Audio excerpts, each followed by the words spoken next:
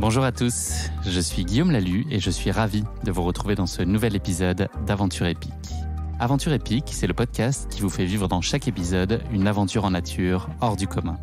Explorateurs illustres, sportifs renommés ou encore simples amateurs, aventuriers du quotidien, Aventure épique est une plongée en apnée, le temps d'une aventure qui va vous tenir en haleine, vous émouvoir et vous inspirer.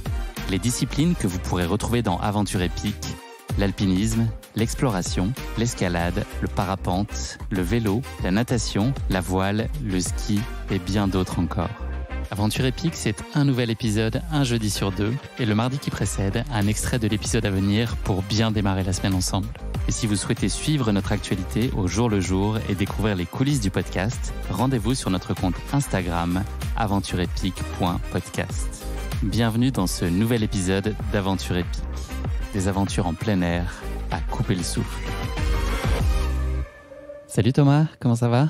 Bonjour, ça va bien. Bienvenue dans ce 14e épisode d'Aventure épique, le podcast que j'ai le plaisir d'animer qui a pour ambition de partager des aventures en plein air, à couper le souffle. Tu vas partager aujourd'hui avec nous l'une de tes aventures épiques, à savoir ton Vendée Globe 2016, un projet que tu as entrepris sous les couleurs du souffle du Nord pour le projet Imagine, qui est symbolisé par un colibri riche de sens dont nous aurons l'occasion de parler bien plus amplement dans cet épisode. J'ai une première question traditionnelle d'ouverture dans ce podcast, qui est de savoir si tu repenses souvent à cette aventure. On va l'appeler comme ça par abus de langage.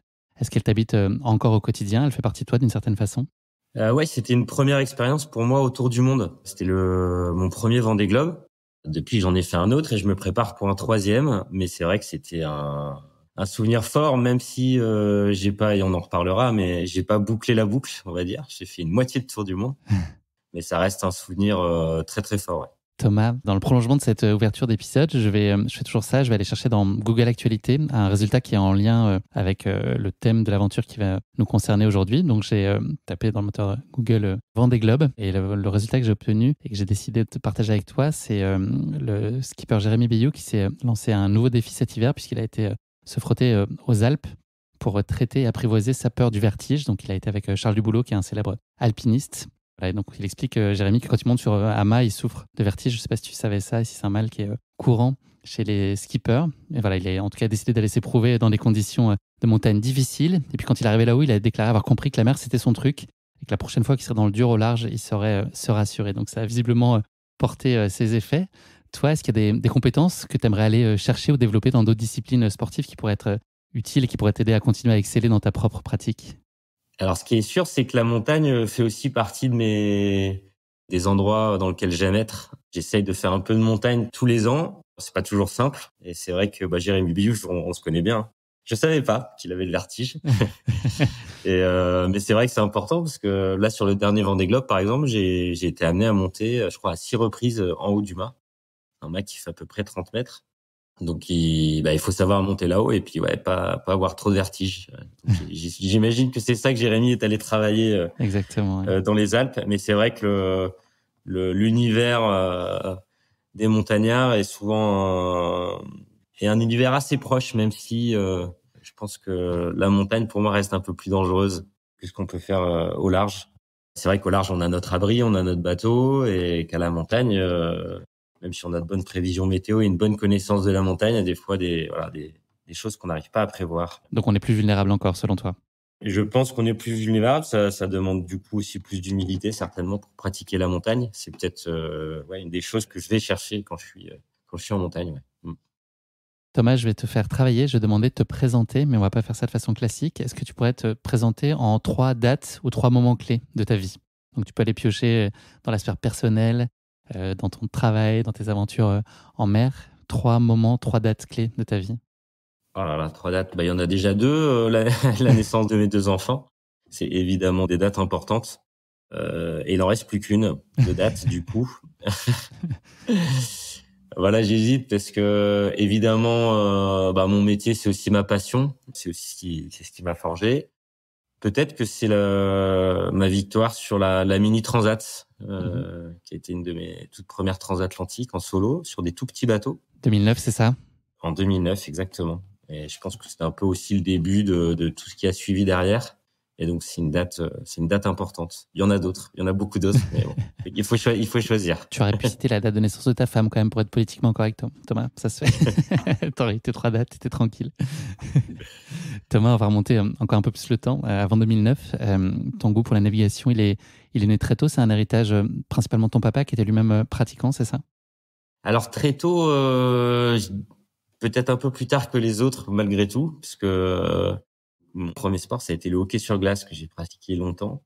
J'ai fait pas mal d'athlétisme aussi. Et c'est vrai que la voile et la régate, j'ai commencé à 15-16 ans, donc finalement assez tard. Malgré tout, j'ai quand même grandi au bord de l'eau avec un papa qui aimait ça. Et Vous aviez un bateau de famille, non? C'est ça dans lequel tu as un peu évolué quand même dans une pratique peut-être plus loisir, plus jeune? Ouais, non, on avait un petit dériveur dans le garage que je prenais de temps en temps.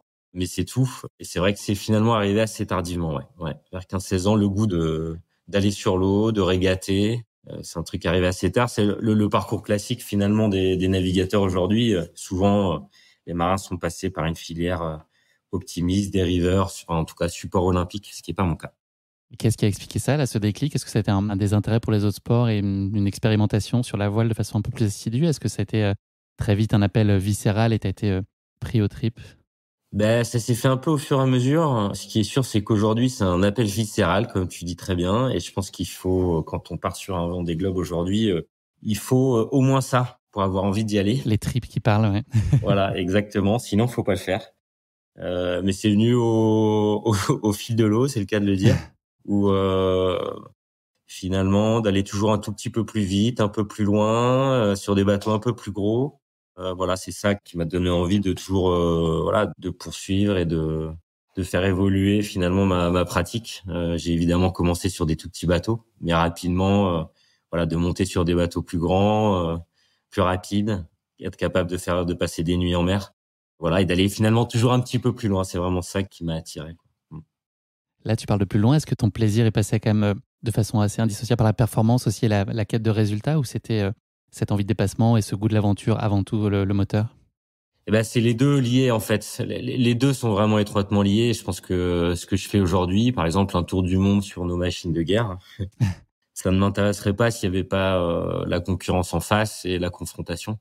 C'est vraiment un ensemble, finalement. C'est ce goût de l'aventure, d'être au large, d'être en mer, d'avoir des moments aussi de contemplation, de voir des belles lumières, de glisser sur l'eau. Tout ça, ça m'anime évidemment, mais bon, faut qu'il y ait la compète en face.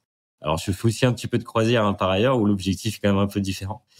De manière générale, j'aime être en mer, mais c'est vrai que aujourd'hui, c'est vraiment cette association d'aventure et de compétition qui me pousse et qui me fait aller de l'avant. Ouais. Et comment tu gères, on évoquera plus particulièrement la déception liée à ce Vendée Globe 2016, mais de manière générale, comment tu gères une déception purement sportive, une déception en tout cas de résultat? Est-ce que c'est quelque chose qui te travaille, qui va t'habiter longtemps, ou est-ce que tu es tout de suite dans une marche en avant et la projection dans d'autres objectifs qui vont te porter et t'aider à rebondir? Alors, ça va dépendre. Ce qui est sûr, c'est que sur ce Vendée Globe 2016, dont on parlera, je me suis pas trop arrêté sur. Alors évidemment, j'étais déçu à l'arrivée et la fin de course a été en plus très dure. Mais c'est vrai que ce qui m'a permis aussi de pas trop gamberger, c'est la projection. Et en tout cas, c'est de préparer la suite et de me projeter sur un projet futur. Et finalement, très très vite, quelques heures, quelques jours après l'arrivée, j'ai encore le souvenir d'échanges avec notamment Laurent Bourguès, qui était mon directeur technique à l'époque, avec qui ouais, on échangeait déjà sur la suite finalement, quoi. On était déjà dans une démarche d'aller de l'avant.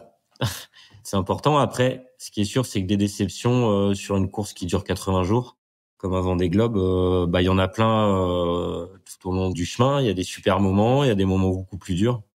J'essaye de niveler aussi un petit peu ça, quoi. De pas être au fond du trou et en même temps de pas non plus être euphorique. Garder une espèce de stabilité dans l'émotion. C'est pas simple parce qu'il y a la fatigue par-dessus tout ça et c'est vrai que souvent ça peut du coup être démultiplié. Mais j'essaye en tout cas quand je suis encore en course de pas être trop down et à l'inverse de pas être trop up non plus. À quel moment tu as pris conscience de tes qualités, tes capacités, ou en tout cas commencé à formuler des ambitions qui pouvaient être hautes et importantes et viser loin? Très jeune, dès que tu as commencé en fait à te frotter un peu à la compétition, tu as eu cette conviction? Alors, mais pas tout de suite, parce que quand j'ai commencé réellement la course au large, en tout cas ma première vraie course au large, c'était la Mini Transat en 2007 sur des petits bateaux de 6,50 m. On en a un peu parlé tout à l'heure. On a parlé de la victoire justement en 2009, qui était ma deuxième participation à cette course. Mais c'est vrai que moi, là, sur mon premier engagement pour cet événement, j'avais pas du tout d'ambition sportive. Je voulais vivre un truc un peu fou avant de rentrer dans une vie active, on va dire classique ou normale. C'était juste après mes études. Ta maman était pas très chaude, j'ai cru comprendre. Sur cette Mini Transat. Non, mais en même temps, ils m'ont toujours aussi suivi, accompagné dans mes envies. Donc voilà, mais je pense que c'est bon, comme toutes les mamans, quoi. Hein, quand on a des idées un peu saugrenues comme celle-là. Et finalement, c'est sur la deuxième édition, donc en 2009, où je gagne la course. Mais toujours à ce moment-là, je me dis pas que je vais en faire mon métier ou ma carrière. J'ai par contre en face un partenaire à l'époque qui me suit et qui me demande où est-ce qu'on va et quelle sera la suite finalement. Et donc à l'époque on s'engage du coup sur la route du Rhum en classe 40, qui était la classe la plus représentée à l'époque. Et je gagne la route du Rhum en 2010. Et en fait finalement je pense que ça part un petit peu de là. C'est à ce moment-là où je me dis ouais, ça me plaît, je suis pas mauvais. Ça me fait vibrer, et finalement depuis j'ai jamais arrêté, et là aujourd'hui pour rien au monde je ferais autre chose. C'est vraiment une activité dans laquelle je m'épanouis, je me sens bien, voilà. Parce que quand tu étais plus jeune enfant, c'était quoi ton rêve, ta projection, ton idéal? Il y avait de l'aventure déjà? Est-ce que tu voulais être cosmonaute ou Non, je me souviens même plus quels sont les métiers auxquels j'aspire en étant tout petit, mais c'est vrai que le sport a toujours fait partie de ma vie. J'aimais beaucoup ça. J'ai fait des études de STAPS, donc ce qui est sûr, c'est que ça aurait été, je pense, dans le domaine sportif. Dans le sport. Ouais, je pense.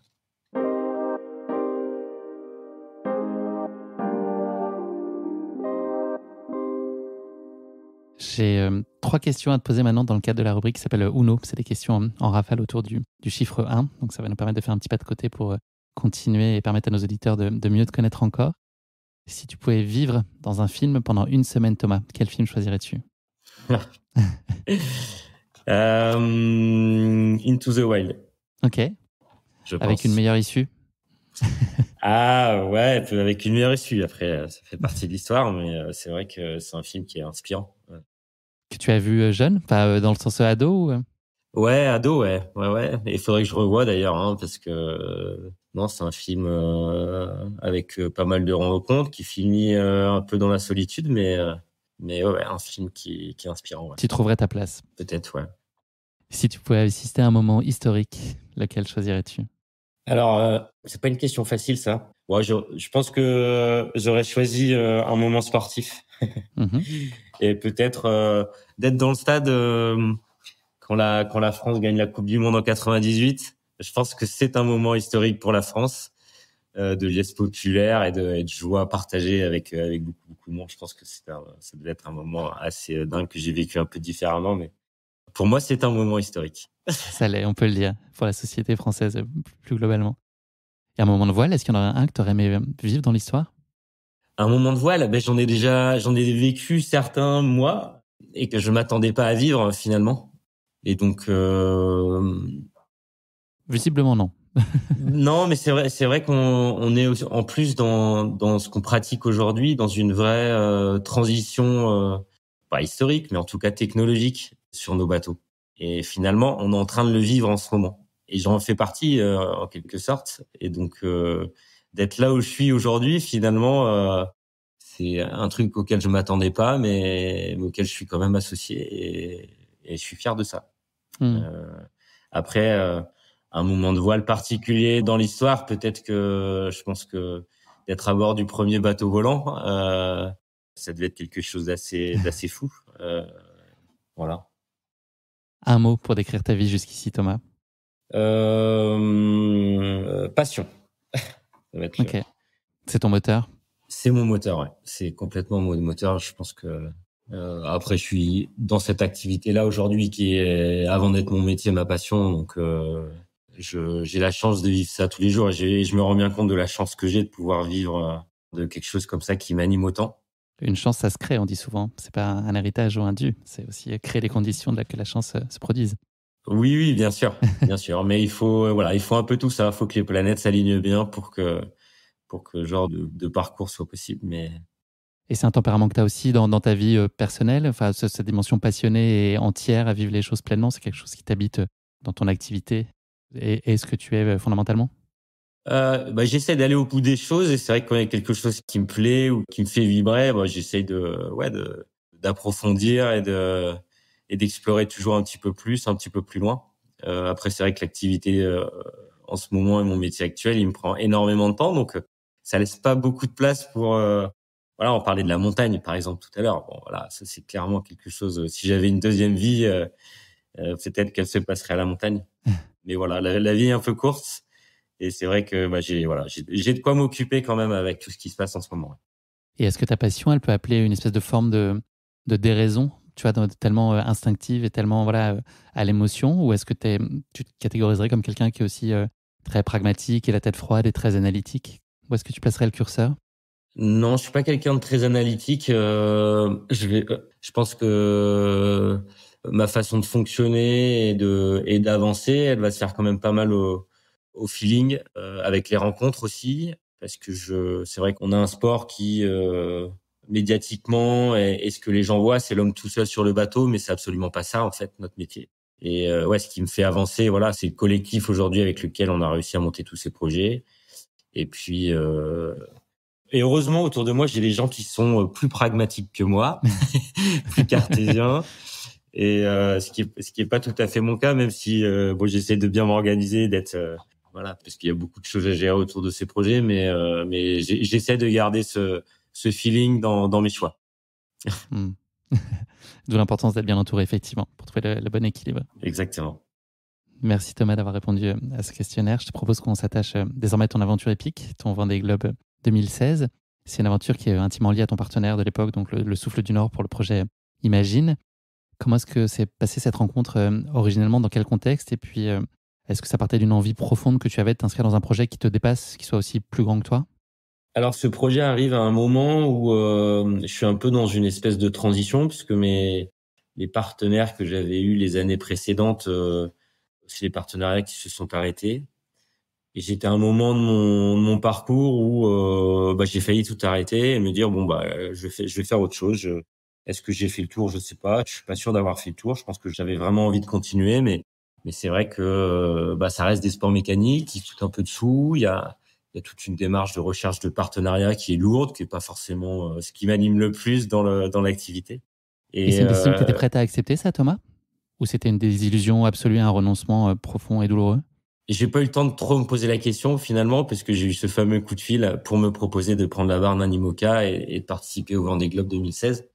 Et donc finalement, heureusement que cette période-là a pas duré trop longtemps, parce que c'est pas une période dans laquelle j'étais forcément le plus épanoui, parce qu'il y avait une envie forte de continuer, mais aussi une réalité qui était pas facile. Hein. Faut trouver des financements, et ça c'est pas ça a duré un petit bout de temps quand même, donc fallait pas que ça dure beaucoup plus, quoi. Mais il y a eu cette rencontre avec des entrepreneurs du Nord qui ont monté ce projet, qui ont réuni aussi 180 entreprises nordistes. C'est aussi dans ce cadre-là que j'ai rencontré mon partenaire d'aujourd'hui, Advance, qui fait de la cybersécurité, un des leaders français, qui est partenaire, mais qui est aussi partenaire technique. Peut-être qu'on y reviendra, mais en tout cas, ça a été aussi ce projet. Ça m'a aussi permis de faire des rencontres qui ont aussi écrit la suite, notamment avec ce partenaire. Et donc je rencontre ces entrepreneurs qui étaient très motivés pour aligner un bateau sur le départ du Vendée Globe 2016, mais avec une volonté forte que ce projet puisse avoir un impact, puisse servir. Et moi j'étais aussi à un petit moment dans mon parcours où finalement la voile en solo, d'autant plus, ça reste quand même une activité un peu égoïste, ou en tout cas Individuel, en tout un cas. sport individuel où on le fait pour son bon plaisir. J'avais toujours envie d'avoir ce truc-là, mais qu'en tout cas, ma compétence ou ce que je savais faire puisse servir. Et donc, c'est vrai que un Vendée Globe, typiquement, c'est un média, ou en tout cas, c'est une épreuve qui a une aura, que les gens suivent et qui touche du monde. Et je pense que c'est la seule épreuve en voile aujourd'hui capable de donner ça et de se servir finalement de ce coup de projecteur pour mettre en avant une association, une ONG en l'occurrence, avec le projet Imagine. Voilà, plutôt que d'avoir 180 logos sur la voile, on avait décidé à l'époque de s'effacer pour donner ce coup de projecteur. Et finalement, cette façon de faire, ou en tout cas cette envie d'avoir de l'impact en pratiquant mon sport, elle a continué, et en accord toujours avec mes partenaires, bien sûr. Mais c'est vrai que derrière, il y a eu, voilà, ça a fait des petits, on va dire. Avec cette idée peut-être pour préciser que ce projet a pour vocation à mettre en lumière des héros anonymes, quoi, des héros du quotidien, ceux qui ne sont pas forcément sous les spotlights. Globalement, c'est un peu ça l'idée de ce projet qui est porté par Frédéric Bedos. Ouais, c'était ça l'idée de ce projet. Alors c'était il y a un petit moment maintenant, hein, il y a eu 8-9 ans. Depuis, on a accompagné avec mon partenaire Advance l'association Entourage pour mettre en avant le dispositif Linked Out. Ça, c'était le projet qu'on a eu sur le Vendée Globe 2020. Une exposition incroyable. Une exposition incroyable. Et puis, on avance encore sur d'autres projets qui vont être chouettes sur le prochain Vendée, là, qui va partir dans quelques mois. Voilà, donc on est dans la continuité, dans voilà ce qui a été initié avec ce projet, avec le Souffle du Nord pour le projet Imagine, d'avoir le sport, l'associatif et le monde entrepreneurial qui fonctionne bien et qui permet d'avoir un projet avec où finalement nos compétences servent et ont de l'impact. Et c'est ça, moi, qui m'a beaucoup plu dans cette façon de faire et dans ce projet de départ. Une vraie utilité sociétale. Exactement. Thomas, peut-être juste en 2 mots pour nos auditeurs, la métaphore du colibri qui est peut-être pas très connue. Alors, le colibri, alors je suis très très mauvais pour raconter les histoires, mais bon, je pense que vous la connaissez. C'est la forêt amazonienne, je crois, qui est en feu avec tous les animaux qui partent en courant et ce petit colibri, un lieu avec son petit bec, qui va chercher les gouttes d'eau pour essayer d'éteindre l'incendie. Et donc, je sais plus quel animal d'ailleurs vient voir le colibri et lui demande mais qu'est-ce que tu es en train de faire là? C'est n'importe quoi, va-t'en, enfin ça prend feu quoi. Et le petit colibri répond écoute, au moins moi j'aurais fait ma part quoi. Voilà, c'est un peu la petite histoire derrière ce symbole du colibri. Très beau symbole. Que chacun puisse faire sa part. Thomas, est-ce que pour toi le Vendée Globe c'était le Graal absolu déjà, ce premier Vendée Globe? C'est la réalisation et l'accomplissement ultime? En tout cas dans l'image que tu t'en faisais? Ouais, c'est un peu on compare souvent un peu à l'Everest des marins. La définition de la course, elle est très simple. C'est un tour du monde sans escale, sans assistance, à la voile. Voilà, par les 3 caps mythiques, Bonne-Espérance, le Cap Lewin et le Cap Horn. Et donc finalement, c'est des règles très très simples. Et moi, c'est vrai que dans mon parcours, et je pense que ça peut aussi être le propre de l'homme, hein, de vouloir aussi toujours aller explorer, aller toujours un petit peu plus loin. Et c'est vrai que quand on commence à mettre le doigt dans la voile, dans la course au large en solitaire, en tout cas pour moi, ça s'est passé comme ça, mais c'est un espèce d'engrenage où il est difficile de s'arrêter et ouais, on a envie de pousser de monter le curseur toujours un petit peu plus haut et la course ultime, oui, c'est le Vendée Globe, clairement. Donc ça se prépare sur plusieurs années. C'est l'accomplissement de quelque chose finalement. Quand tu dis plusieurs années, on parle de quoi? C'est alors après il y a des marins très jeunes aujourd'hui qui participent au Vendée Globe. Moi j'ai eu besoin je pense de tout le parcours que j'ai eu avant pour être prêt finalement c'est une construction. Pour partir sur quelque chose comme ça, c'est une vraie construction. Et heureusement que j'ai pu avant participer à la Mini Transat, à la Route du Rhum, faire des transats, explorer différents types de bateaux pour me permettre d'avoir les compétences derrière pour faire une course comme ça là. Mais c'est pareil, je pense que c'est mon envie aussi dans la participation au Vendée Globe, elle est évidemment de ce truc d'aller tourner autour du monde, moi, m'attirait beaucoup. Mais en même temps, j'ai envie de le faire en confrontation et dans un défi sportif. C'est important, en fait, pour moi. Et j'ai pas du tout envie d'aller sur un Vendée Globe, parce finalement, on a des bateaux qui sont des coffres forts, hein, qui sont capables de tourner autour de la planète, finalement, assez facilement. Après, d'y aller vite et d'exploiter tout le potentiel d'une machine comme un IMOCA, ça, c'est aussi quelque chose qui m'intéresse. C'est aussi pour ça que j'y vais. Tu l'expliquais tout à l'heure, la dimension qui peut être parfois perçue comme un peu individualiste de la navigation. Est-ce que tu peux nous éclairer un peu, toi, sur l'équipe qui t'entoure, enfin leurs principaux rôles, à la fois sur la phase amont et puis ensuite pendant la course, qui sont un peu les maillons particulièrement forts de ton entourage? Alors, aujourd'hui, par exemple, on a une équipe qui prépare 2 bateaux. Pour le Vendée Globe, on est une 30aine de personnes. Donc ça fait beaucoup de monde. C'est une équipe, elle est composée de personnes en gestion de projet, en communication aussi parfois. Ça dépend un peu comment est structuré le team.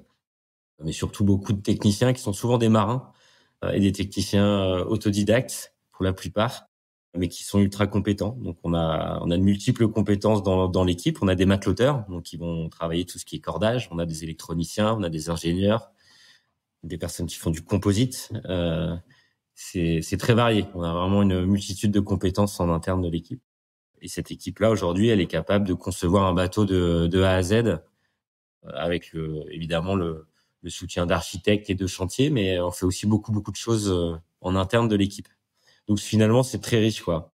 Il y a vraiment beaucoup de choses et il faut beaucoup de compétences pour composer tout un team pour préparer un bateau qui part comme ça autour du monde. Après, évidemment, voilà, il y a quelques personnes que je vais garder en contact pendant le tour du monde. Je vais pas avoir toute l'équipe, mais j'ai par exemple le directeur technique et puis souvent la personne qui s'occupe de tout ce qui est informatique, électronique, parce que c'est une part importante aujourd'hui de nos bateaux. On a beaucoup de données qui circulent et donc j'ai ce soutien-là en tout cas en cas de problème, parce que ça reste une course sans assistance. Donc ils n'ont pas le droit d'intervenir sur le bateau. Par contre, j'ai le droit l'appel à un ami est autorisé, on va dire. Mais ils peuvent pas influer sur ta stratégie et tout ça. Ils peuvent Non, pas du tout. C'est à toi d'arbitrer. Pour la partie technique uniquement. Après, toute la partie météo, ça, c'est quelque chose qu'on prépare beaucoup en amont de la course et qu'on est les seuls à gérer une fois parti. Est-ce que le fait d'avoir un projet collectif à porter aussi, ça met une forme de pression supplémentaire? J'imagine que la réponse est oui, mais est-ce qu'elle n'est que positive ou est-ce qu'elle peut être aussi écrasante d'une certaine façon? Non, j'essaie de transformer ça en énergie positive. Ce qui est sûr, c'est que associé à des projets comme ça, il y a beaucoup de monde qui travaille. C'est une course qui a lieu que tous les 4 ans. Et d'ailleurs, c'est bien assez. mais c'est vrai que ça apporte une motivation supplémentaire d'avoir ce collectif derrière qui t'a aidé à préparer tout ça. Ça te donne pas envie de lâcher quoi que ce soit qu'une fois que je suis en course.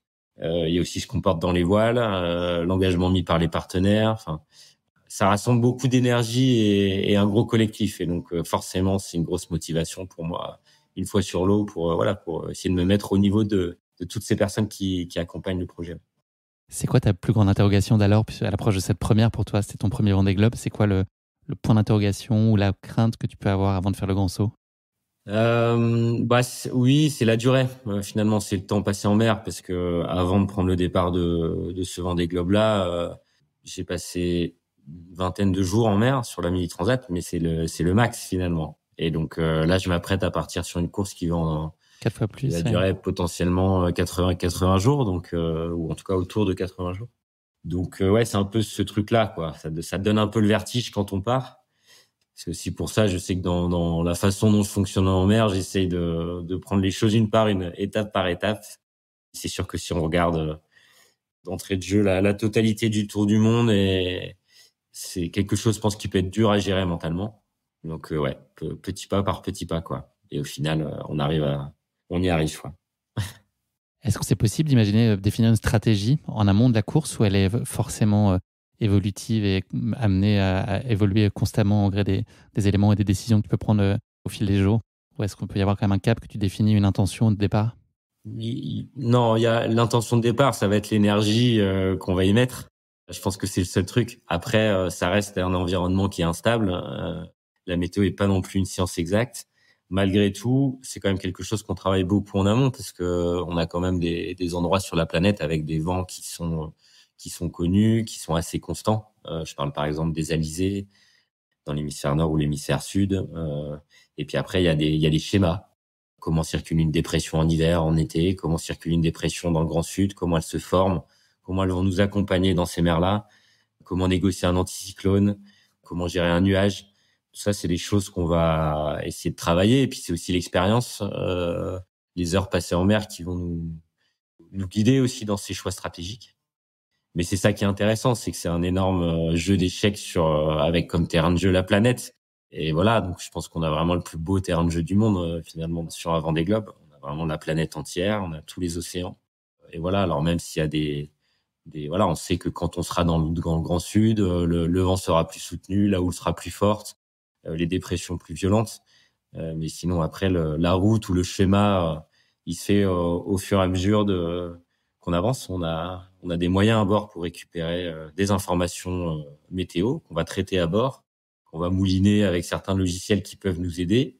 Ça reste quelque chose d'assez imprécis encore aujourd'hui, même si on a des prévisions météo qui peuvent être bonnes à 3 jours.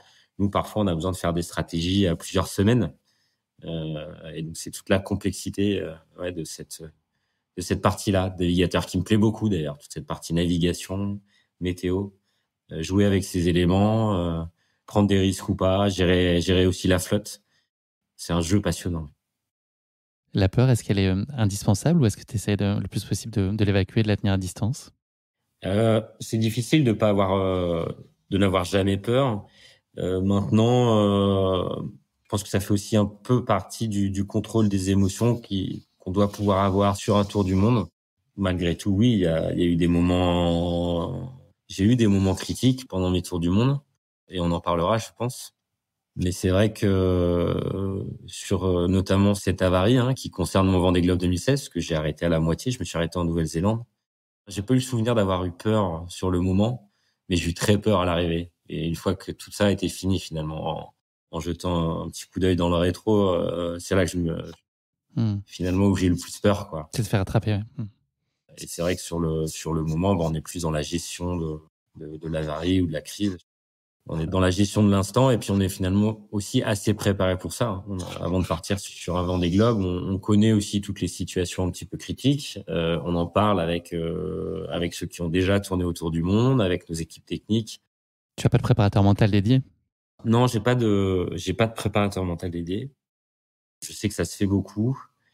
Je sais que c'est ce qui m'a aussi, je pense, pas aidé à passer un bon Vendée Globe en 2020, donc le Vendée Globe d'après. Et que peut-être que pour le suivant, en tout cas en amont de la course, être un peu accompagné peut être utile. Tu ressens quoi, Thomas, au moment de tes lancers? Est-ce que c'est le moment du pourquoi ou c'est le moment du enfin? C'est une bonne question. Plutôt du enfin. C'est vrai que c'est aujourd'hui, en tout cas, quand je me retrouve en course, on va dire à partir de quelques heures après le départ, c'est un espèce d'énorme soulagement. Je sens que je suis à ma place, en fait. Et on prépare ça depuis finalement longtemps avec tout ce groupe. Et ouais, j'ai vraiment ce sentiment d'avoir envie d'y aller. Il n'est pas le moment de me poser des questions existentielles, quoi, au moment du départ. J'ai vraiment envie d'en profiter, et c'est plutôt enfin. Enfin, je suis sur mon bateau, enfin, je suis sur l'eau, enfin, je vais pouvoir régater, et aussi avoir ce temps, et j'en ai besoin maintenant un peu tous les ans, mais ce temps et c'est une chance de pouvoir avoir ce temps-là, je pense, dans une vie ou même dans une année. C'est finalement sortir un peu, enfin, moi, ça me fait du bien et pour le coup, c'est une remarque un peu égoïste, mais de sortir un peu de tout ce tracas du quotidien et de la vie en général. C'est très, très égoïste. Prendre le large, ça fait du bien. Voilà, C'est ça. prendre le large, ça me fait, moi, en tout cas, ça me fait énormément de bien, et plus ça va, et plus j'en ai besoin, quoi, finalement. Est-ce que tu peux nous dire comment se passent tes premiers jours de course dans les grandes lignes? Alors, c'est un sacré retour en arrière, parce que c'est mon premier Vendée Globe, mais c'était il y a un petit moment. Finalement, les premiers jours de course on est dans des mers qu'on connaît bien, avec les bateaux qui finalement sont pas très loin, on est encore proche des côtes. On est dans un terrain de jeu qui est très connu. Donc, on n'est pas du tout dans notre Vendée Globe, en fait, finalement. On est dans une prise de rythme, dans un univers qui est connu. Physiquement, pas attaqué? Non, physiquement pas attaqué, en forme. Certainement encore avec un petit peu d'adrénaline du départ, et beaucoup d'émotions de partir sur un tour du monde. Mais on est quand même dans une zone de confort Maîtrise. encore à ce moment-là. Ça se complique un peu plus tard, quelques semaines après le départ, quand on commence à arriver dans des mers qu'on connaît moins, qui sont l'Indien, le Pacifique. Mais c'est vrai que sur le début de course est finalement assez soft, quoi. L'Indien qui t'a pas tellement ménagé. Thomas, c'est quoi ta plus grande réjouissance si on prend une journée de type? Ça n'existe évidemment pas. Mais c'est quoi ton plus grand plaisir, les moments de grâce que tu peux vivre? Ils ressemblent à quoi? Ah bah ça peut être des lumières, ça peut être des moments, des repas, ça peut être des moments de glisse, Un albatros? un oiseau, ouais, un albatros. Ça peut être, voilà, c'est plein de petites choses finalement qu'on ne peut trouver ou en tout cas une sensation qu'on ne peut avoir qu'après un temps assez long en mer, quoi. J'ai l'impression. C'est vrai que mes meilleurs moments sur un bateau ou en mer, j'ai l'impression qu'il faut quand même aller les chercher et ils auraient pas la même saveur si juste on vivait ce moment-là et pas le reste à côté, quoi. Et finalement, tout le côté dur de la course, il est important aussi pour avoir ces moments un peu exceptionnels, on va dire.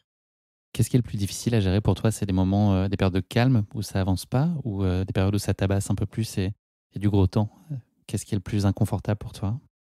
Alors moi j'aime bien la brise, j'aime bien quand il y a du vent, mais je prends aussi mon plaisir dans les petits airs. Non, la crainte, on va dire, si on parle météo, c'est on a des endroits un peu critiques comme le Poteau Noir qui sont des endroits un peu aléatoires et dans lesquels les prévisions sont très aléatoires et mauvaises. Donc ouais, c'est de rester englué plusieurs jours dans ces zones-là. C'est des zones qu'on peut pas trop prévoir. Bon, c'est peut-être ça, c'est une petite crainte météo. Après, sur un Vendée Globe et sur un Tour du Monde, on a des points de passage qui sont un petit peu obligatoires avec le passage des caps. On a aussi des zones d'exclusion pour pas aller dans les glaces dans le sud. Et donc tout ça peut parfois contraindre un petit peu la route et nous faire passer dans des passages assez obligatoires. Et j'ai eu le cas avec des météos compliqués à gérer. Souvent, que ce soit en Atlantique, dans le Pacifique, on a des solutions pour mettre le curseur là où on a envie de le mettre. Mais il y a certains endroits sur notre tour du monde où c'est moins possible. Ça, c'est un peu plus inquiétant. Il faut savoir les gérer. Est-ce que tu es le nez dans le classement et très attentif aux écarts de façon permanente ou est-ce que tu essayes de t'en détacher autant que possible? J'essaye de m'en détacher, mais comme l'info est disponible, c'est compliqué. C'est compliqué. C'est vrai que on a des classements assez réguliers, plusieurs fois par jour qui tombent, et tout ça pendant 80 jours. Donc c'est vrai que c'est difficile de ne pas regarder. Il y a des journées où je regarde pas. Il y en a d'autres où je regarde plus. Mais c'est vrai que dans une compétition comme celle-là, c'est aussi intéressant de comprendre et de savoir à quel niveau et où se trouve la concurrence et à quel niveau de navigation ça navigue à côté. Donc ça fait partie aussi des éléments qui sont importants pour bien naviguer ou en tout cas pour bien régater, d'analyser ces classements aussi. Donc, c'est important aussi pour la compétition. Est-ce que par la force des choses, il y a beaucoup de temps que tu consacres à l'introspection ou est-ce que tu es tellement engagé physiquement et tellement concentré à prendre les bonnes décisions de façon permanente qu'il n'y a pas de place pour ces temps un peu d'apaisement et puis de plonger au plus profond de soi-même? Si, il y a de la place. Il y a de la place, même si on est quand même très occupé sur les bateaux. On a quand même ces petits moments qui peuvent ne pas être très longs d'ailleurs. Hein. Ça peut être quelques secondes, plusieurs heures, où on a des conditions qui permettent de s'évader un peu, de s'échapper. Et c'est vrai que c'est important aussi pour moi. Hein. Et là, tu reviens à terre dans ces moments-là, tu reviens à ton quotidien terrestre, tu repenses à ça, tu te réancres aussi dans une autre réalité? Ou c'est plus philosophique Ouais, ça peut être plus philosophique. Ça veut dire qu'aussi on a parfois ce temps-là où on peut aussi se laisser un peu faire, ou en tout cas le cerveau peut divaguer un peu plus qu'à terre. J'ai l'impression où c'est vrai que ma vie à terre, elle est assez rythmée, elle est dense et j'ai l'impression de pas avoir ces moments-là finalement ou peu. Et c'est des moments qu'on peut trouver sur un tour du monde, c'est sûr. Après, j'ai aussi des petits moyens pour me sortir un petit peu la tête de la compétition et de la course. Je pense que c'est important d'avoir un peu de son à bord, un peu de musique, un peu qu'on nous raconte des histoires aussi. les podcasts, c'est une belle idée. Voilà, exactement. Pour tenir dans la durée, je pense que c'est important aussi d'avoir des petits moments de pause et pas être focus pendant 80 jours, 24/24 sur la compétition. On deviendrait fou, quoi. Ce qui te manque le plus, j'imagine, c'est les tiens, non? C'est pas tant des choses, mais c'est plutôt des personnes?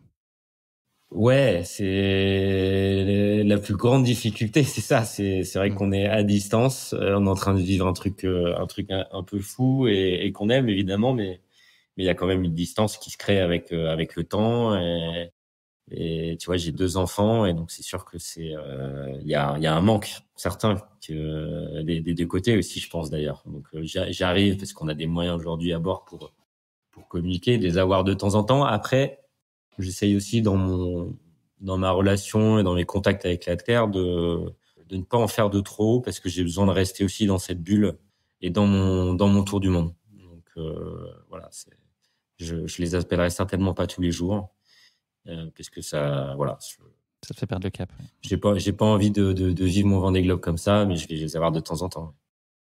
T'as pas été épargné ensuite, Thomas, tu l'as dit du bout des lèvres tout à l'heure, notamment le 26e jour avec les coudes de la voile avant qui se bloquent et 4 lattes de grand voile qui se cassent. Un peu plus tard, tu as une voie d'eau importante. Est-ce que c'est possible d'accueillir ça avec philosophie, comme des faits de course? En fait, ça fait partie de ta discipline?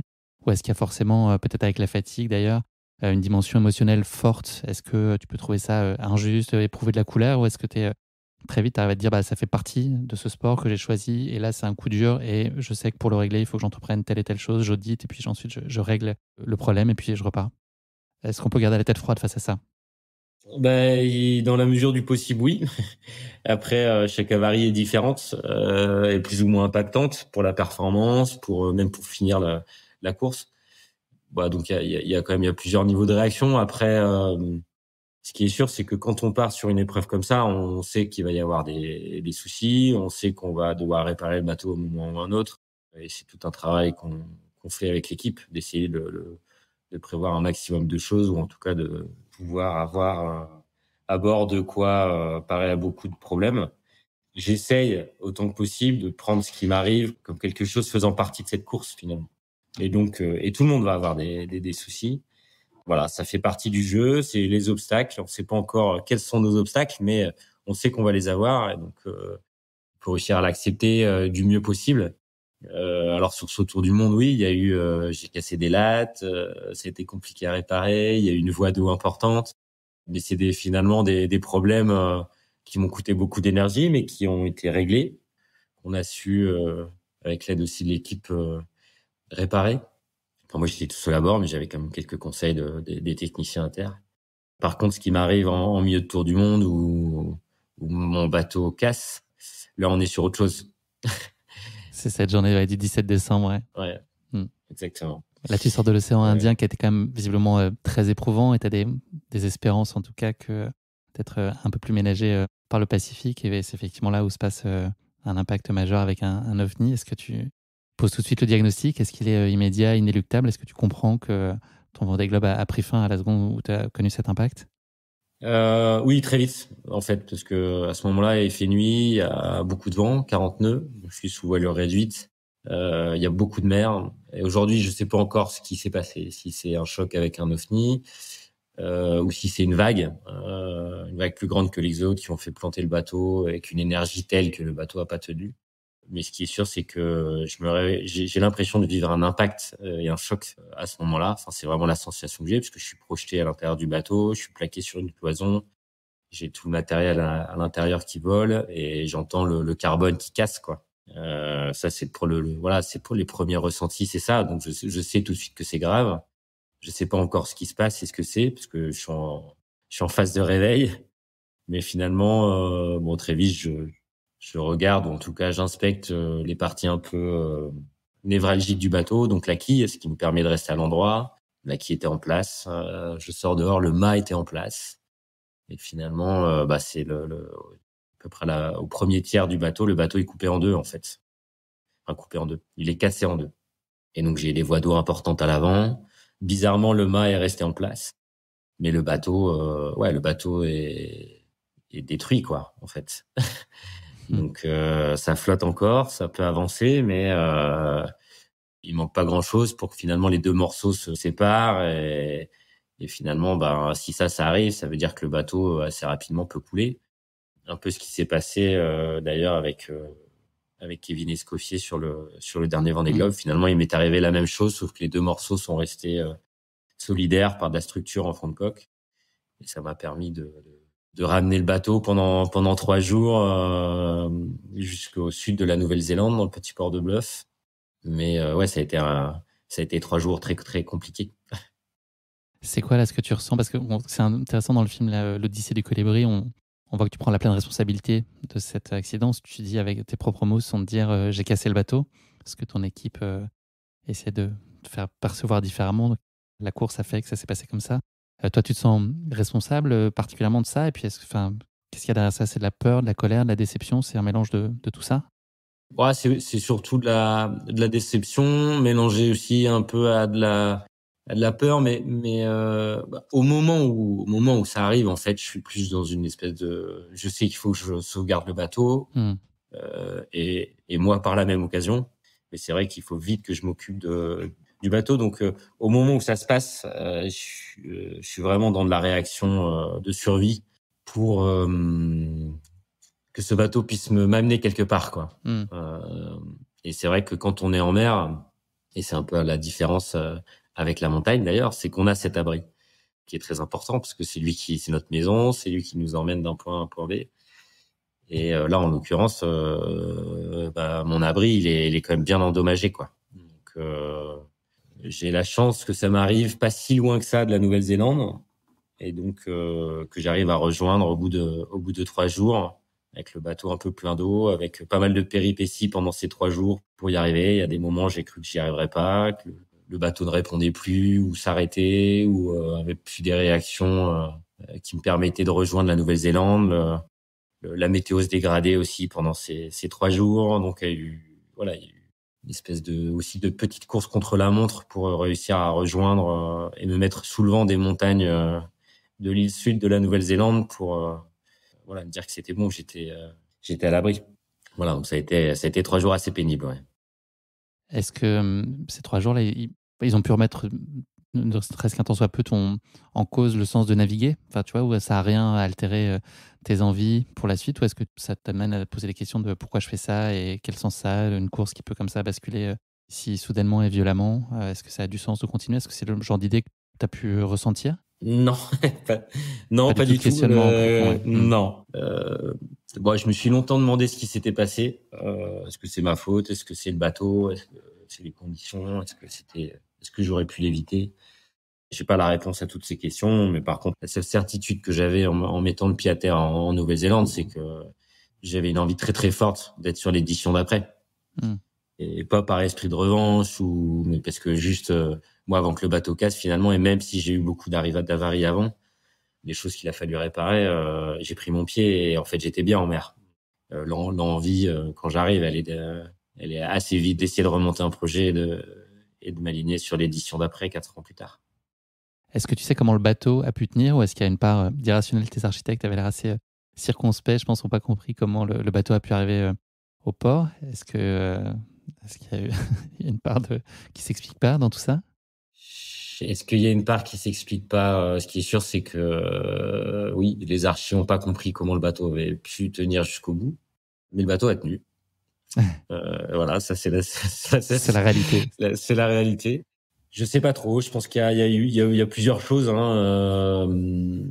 Bon, il restait un peu de structure en fond de coque. Il y a le fait que le bateau était un peu plein d'eau à l'avant, mais finalement le bateau était tellement cassé que moi je m'attendais à tout moment à ce que ça s'arrête, et que bon, j'étais en combinaison de survie, j'avais le radeau prêt à être déclenché, j'avais ma balise de détresse autour du cou. Enfin, j'étais prêt à tout moment à quitter le bord parce que je savais que ça pouvait arriver.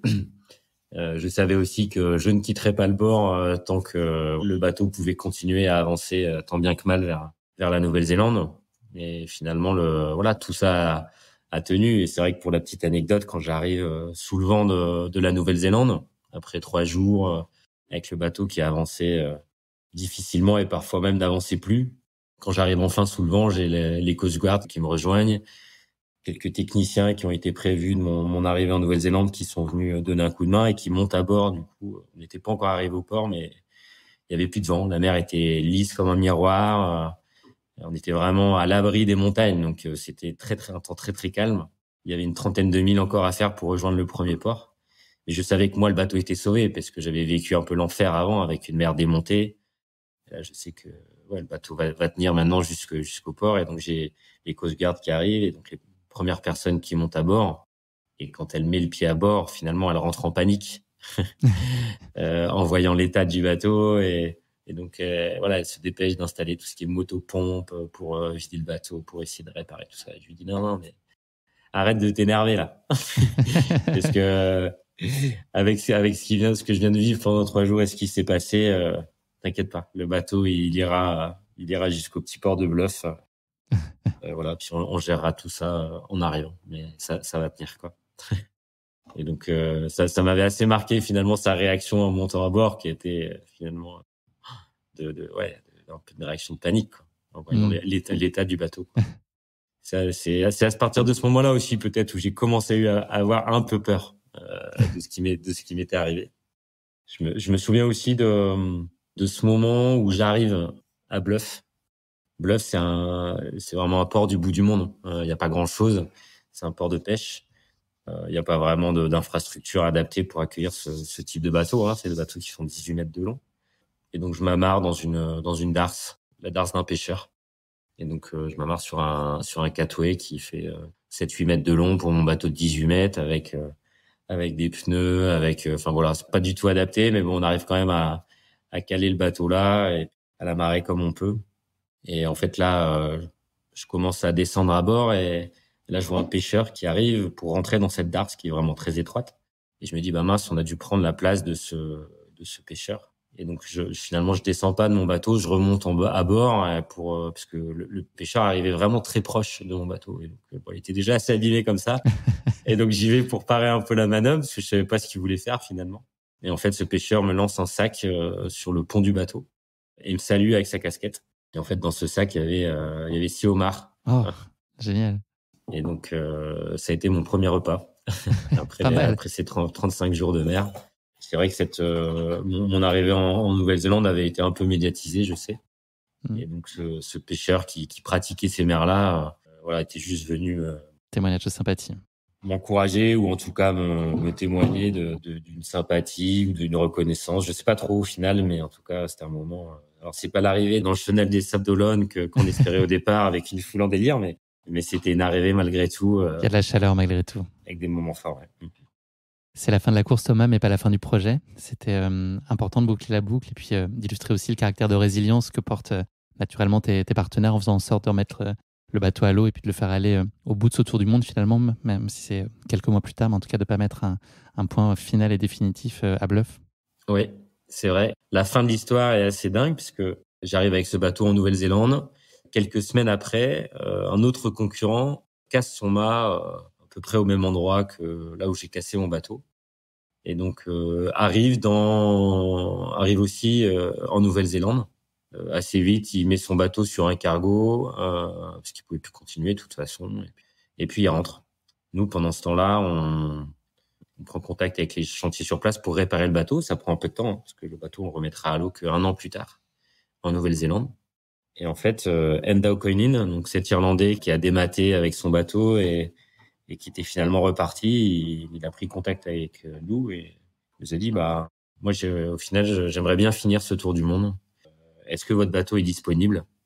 Alors, pas là tout de suite. Alors, pas là tout de suite, mais de toute façon, il y a aussi un timing dans lequel on peut naviguer dans les mers du Sud. C'est en hiver chez nous et c'est finalement l'été austral. C'est les seuls moments où on peut passer par là. Sinon, la météo est beaucoup trop violente. Et donc, cette année-là, nous laisse le temps de réparer le bateau et puis de monter finalement un demi-tour du monde aux couleurs des deux projets. Donc, le projet du Souffle du Nord et le projet irlandais d'Enda. Et donc, le bateau finalement rentre aux couleurs des deux équipes avec Enda, qui voulait absolument finir son tour du monde. Alors, pour le coup, Enda, c'était vraiment un vrai profil d'aventurier et vraiment, il voulait boucler ce truc-là. Et donc, j'ai été content de l'accueillir le 31 mars 2018. Le 31 mars 2018 au Sable d'Olonne, après sa remontée de Chenal et après avoir enfin bouclé son tour du monde. Moi, c'était pas mon envie de ramener le bateau à ce moment-là, puisque j'étais déjà sur la suite finalement. Et comme je le disais tout à l'heure, j'ai besoin de l'aventure, mais j'ai aussi besoin de la compétition, ce qui était pas là, c'est pas le cas dans la façon de ramener le bateau là. Mais par contre, voilà, c'était très aligné avec ce qu'avait envie de faire Enda et puis une belle façon de conclure l'histoire. Ça reste une très belle histoire finalement. Cette aventure, elle t'a appris quoi sur toi, Thomas? Il est comment le Thomas d'avant et d'après Vendée Globe 2016? Ouais, je pense pas qu'il soit différent.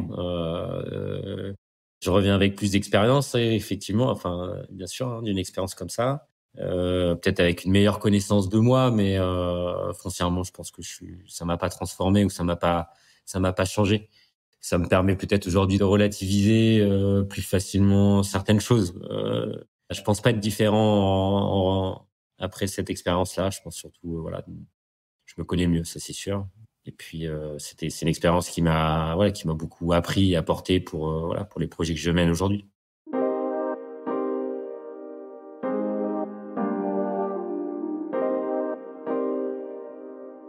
Thomas, avant qu'on parle du prochain Vendée Globe 2024, donc qui t'attend maintenant dans quelques mois, une question pour conclure ce podcast ou presque. Le kit de survie, 3 choses ou 3 notions à avoir sur soi ou en soi pour espérer mener à bien une telle aventure comme l'a été ton Vendée Globe 2016. Qu'est-ce qu'il faut amener à bord avec soi? Alors, j'emmène un peu de résilience. J'en ai des photos de mes enfants. C'est important. Et puis, et beaucoup d'envie. Beaucoup d'envie. Voilà. C'est un peu les 3 choses que Beau cocktail. je prendrai avec moi à bord. Ouais. Thomas, donc le Vendée Globe 2024, il approche à grands pas avec un départ le 10 novembre. De ce que j'ai lu, l'idée, c'est de préserver l'envie d'ici là, de bien choisir ses compétitions, c'est ça, enfin, d'y aller vraiment de façon marginale pour garder l'essentiel de l'envie pour cette course-là, c'est ça? Il faut tendre l'élastique. Ouais, c'est une année importante. L'avantage, c'est que je sais aujourd'hui ce que représente le Vendée Globe et l'énergie qu'il faut avoir au départ. Et c'est pour ça aussi que cette année, j'essaie d'avoir aussi un programme qui reste dense, mais un tout petit peu plus allégé par rapport à ce que j'aurais pu faire.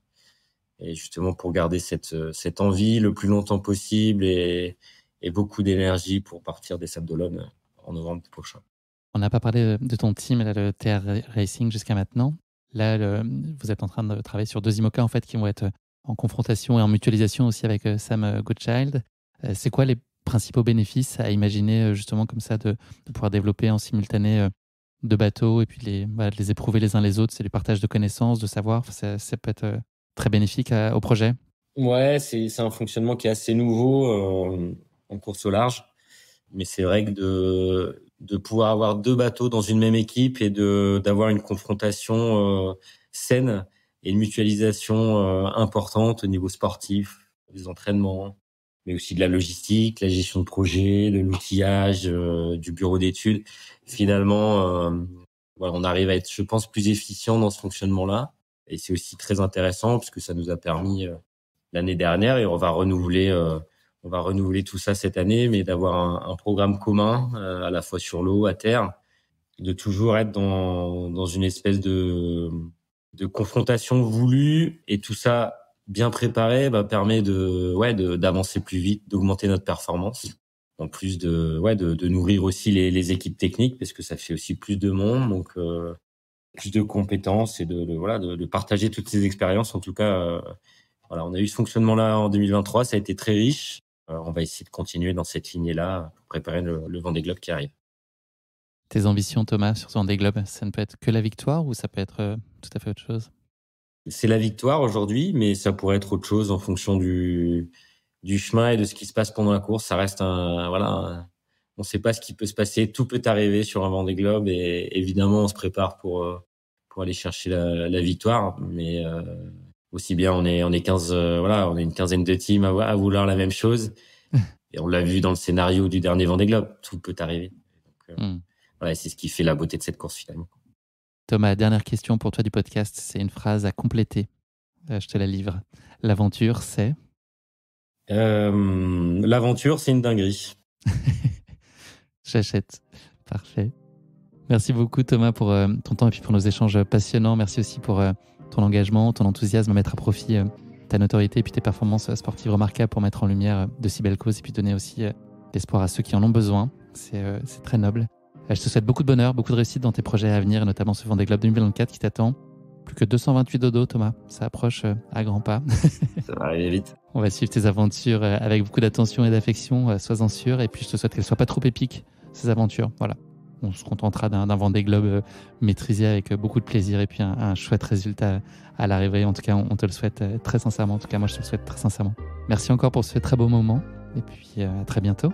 Merci également. Merci, Guillaume, pour ce temps. À bientôt, Thomas. Au revoir. Merci d'avoir écouté cet épisode. Si vous l'avez écouté jusqu'ici, c'est qu'il vous a probablement plu. Alors n'hésitez pas à noter le podcast et rédiger un avis sur votre plateforme d'écoute favorite. C'est essentiel pour soutenir ce travail indépendant. Et pour être sûr de ne manquer aucune aventure épique à venir, n'oubliez pas de vous abonner sur votre plateforme d'écoute habituelle. Cela ne vous prendra que quelques secondes et ça change beaucoup de choses pour le podcast. Merci pour votre soutien et pour votre fidélité. Et rendez-vous dans 2 semaines pour vivre ensemble une nouvelle aventure épique, évidemment. Et si vous voulez vibrer d'ici là avec des histoires de course à pied hors du commun, courez écouter mon autre podcast, Course épique.